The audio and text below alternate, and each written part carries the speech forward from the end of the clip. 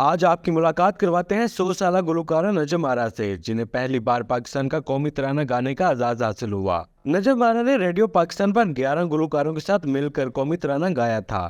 قومی ترانہ گاتے وقت ان کے کیا تاثرات تھے، قائد اعظم نے انہیں کیا کہا تھا اور وہ اس وقت کس حال میں ہے، آئیے جانتے ہیں اس ویڈیو میں۔ بسم اللہ الرحمن الرحیم۔ السلام علیکم۔ اونکس نیوز کے ساتھ میں ہوں محمدہ۔ ناظرین، 1959 میں پاکستان کا پہلا قومی ترانہ ریکارڈ کیا گیا اور ان میں 11 لوگ شامل تھے، جس میں سے ایک شخصیت اس وقت میرے ساتھ موجود ہے جنہوں نے اس قومی ترانے میں اپنی آواز دی۔ یہ کیسے ممکن ہوا اور اس وقت اتنے مشکل حالات میں کیسے قومی ترانہ پڑھا گیا، کیا جذبات تھے، اس وقت کے دور کے کیا حالات تھے، آئیے جانتے ہیں نجم آرا سے۔ السلام علیکم۔ وعلیکم السلام۔ میڈم بتائیے گا کہ کیسے، سب سے پہلے تو یہ بتائیں کہ اعزاز کیسے حاصل ہوا، قومی ترانہ پاکستان کا پہلا ریکارڈ جو آج تک لوگ سن رہے ہیں، آج تک لوگ اس کو بڑی دلچسپی سے سنتے ہیں، آپ کو یہ اعزاز کیسے حاصل ہوا؟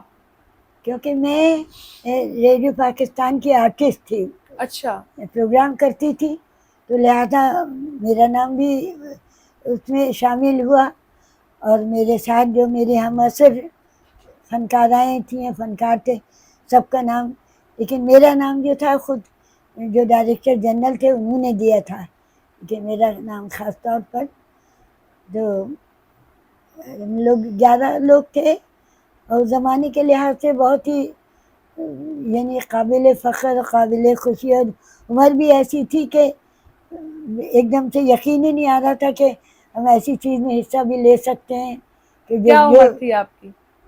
16 سال کی تھی۔ 16 سال کی عمر۔ تو ایک دم سے واقعی میں، اور دیکھیں یہ واقعی خوشی کی یہ بات ہے کہ اب تک آپ لوگ ہیں میرے سامنے، کس وجہ سے ہیں؟ قومی ترانے کی وجہ سے ہے نا، تو لہٰذا یہ ایسی بڑی چیز تھی جو اب تک اتنے سالوں بعد تک اب تک جاری ہے۔ ہر سال اسی طرح لوگ آتے ہیں، انٹرویو کرتے ہیں اور یاد دلاتے ہیں، اور وہ میرے لیے بھی بڑا اچھا لگتا ہے کہ مجھے سب یاد آ جاتا ہے، پرانا جو لمحات جو گزرے ہیں اس زمانے میں۔ اچانک اتنی خوشی اتنی زیادہ ہوتی تھی، یقین ہی نہیں آتا تھا کہ واقعی ہم اس لائق تھے کہ ہمیں شریک کیا جاتا اس میں، لیکن بس اللہ کا کرم ہے کہ بس۔ اچھا، مجھے یہ بتائیے گا کہ اس وقت ظاہر بڑی مشکلات کے بعد، بڑی قربانیوں کے بعد ایک اپنا ملک حاصل ہوا تھا، تو اس وقت کیا حالات دیکھے آپ نے ملک کے، اور پھر اس حالاتوں کو دیکھنے کے بعد جب اس ملک کا ترانہ پڑھا سب کے ساتھ مل کر، تو کیسا لگا آپ کو؟ حالات تو مطلب ظاہری بہت انتہائی پریشانیوں میں ہم یہاں پر آئے تھے پاکستان، اس زمانے میں حالات خراب ہی تھے وہاں کے، لیکن اس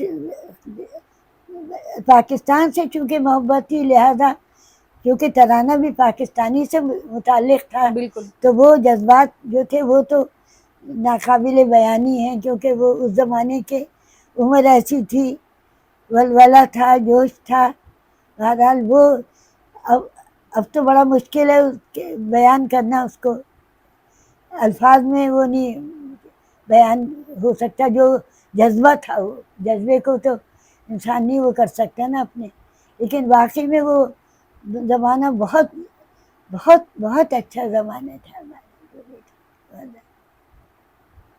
کیا کیا قربانیاں دیکھیں آپ نے اس وقت جو دی گئیں اس ملک کو حاصل کرنے کے لیے، جو اس دور میں آپ نے اپنے بڑوں سے سنا، جو اپنی آنکھوں سے دیکھا؟ میں سنتے تو رہتے تھے روزانہ کچھ نہ کچھ ہو رہا ہے یہ، لیکن سب سے بڑی قربانی جو تھی میرے اپنے سگے بھائی پاکستانی کی جد و جہد میں، وہ زمانے میں گرفتار ہوئے، ان کو ایذائیں پہنچائیں، پھر قائد اعظم کے انتقال کا سن کے ان کو برین ہیمریج ہوا، اور 22 سال کی عمر میں وہ ایک ہفتے بعد قائد اعظم کے 18 ستمبر کو وہ ان کا انتقال ہو گیا۔ تو یہ اس سے زیادہ المیہ ہمارے لیے والدین کے لیے، انہیں کے اکلوتے بھائی تھے، ان کے اکلوتے بیٹے تھے۔ اس وقت کی جو بڑی شخصیات تھیں ان میں سے کن کن سے آپ کی ملاقات ہوئی؟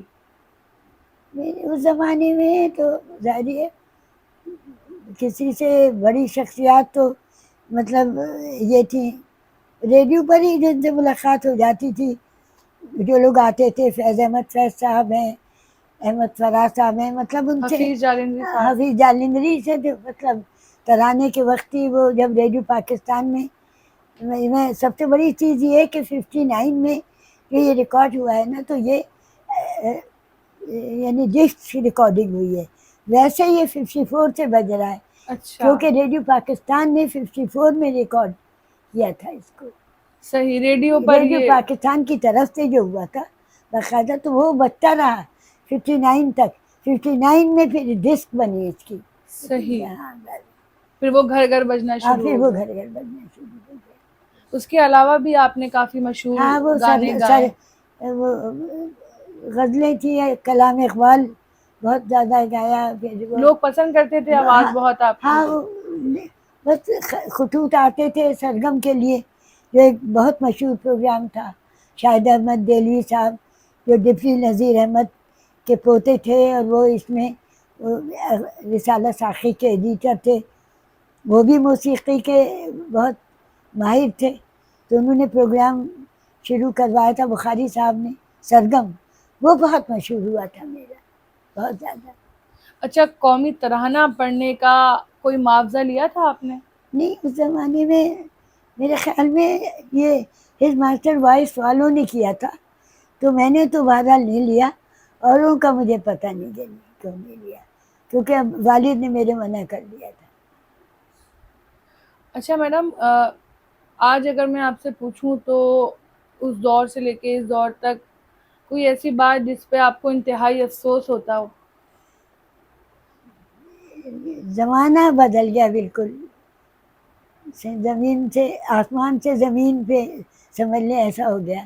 وہ دور ایسا تھا کہ قدر کرتے تھے لوگ ایک دوسرے کی، اور سراہتے تھے ایک دوسرے کے فن کو، اس کو، اور جذبہ تھا کام کرنے کا کہ ہم کام کریں ایمانداری سے. تو وہ جذبہ بھی ختم ہو گیا، وہ ایمانداری کا جذبہ جو تھا کہ ہمارا کام ایسا ہو کہ واقعی میں لوگ یاد کریں. ہاں یاد کریں. لیکن اب یہ ہے کہ پیسہ بہت ملوث ہو گیا اصل میں. اب سب چیزیں پیسے سے جڑی ہوئی ہیں. پیسہ پہلے کے لوگوں میں احساس تھا ایک دوسرے کے لیے. وہ ابن انشا کی نظم ہے نا، سب مایا ہے، تو لہٰذا وہی صادق ہو رہا ہے اس دور میں. اس دور کی سب سے زیادہ کون سی بات یاد آتی ہے؟ اس دور کا ماحول بہت یاد آتا ہے، جو اس قدر ہم لوگ آپس میں مل کے بیٹھتے تھے، سب ایک مطلب ماحول بنا رہتا تھا، سارے ہم مزاج لوگ، اور ہمارے یعنی موسیقی سے وابستہ لوگ ہوتے تھے، ڈرامے سے وابستہ بھی سب لوگ، مطلب بہت اچھا ماحول تھا اس زمانے میں. اب وہ چیزیں ہوتی ہوں گی، لیکن ہماری مزاج کے مطابق کچھ نہیں ہوتا. جو ہم لوگوں کا اپنا ایک رویہ تھا ایک دوسرے کے ساتھ، اب وہ چیزیں نہیں ہیں. اب ہر چیز میں کچھ نہ کچھ مطلب انوالو ہو گیا ہے زیادہ. اور یہ ایوارڈ بھی آپ کو اسی اعزاز میں دیا ہاں، گیا ہے؟ 2 سال پہلے ملا ہے. اچھا، جو لوگ دیکھ رہے ہیں ان کو کیا، جو قوم ہے ان کو کیا بولیں گی، آج کے جو نوجوان نسل ہے جنہوں نے اس وقت کی قربانیاں اور مشکلات اور حالات نہیں دیکھے؟ بس یہ کہ ہم جس ملک میں رہ رہے ہیں اس وقت پاکستان میں، تو اس کی ہسٹری کا بھی مطالعہ کریں. سب سے بڑی چیز یہ ہے کہ پڑھنا بہت ضروری ہے انسان کا، اور بغیر پڑھے ہوئے انسان کو کچھ نہیں آتا. تو مشاہدہ کریں کہ کیا کیا قربانیاں لوگوں نے دی ہیں. وہ تو کتابیں بے شمار بھر گئی ہیں ان تمام چیزوں سے.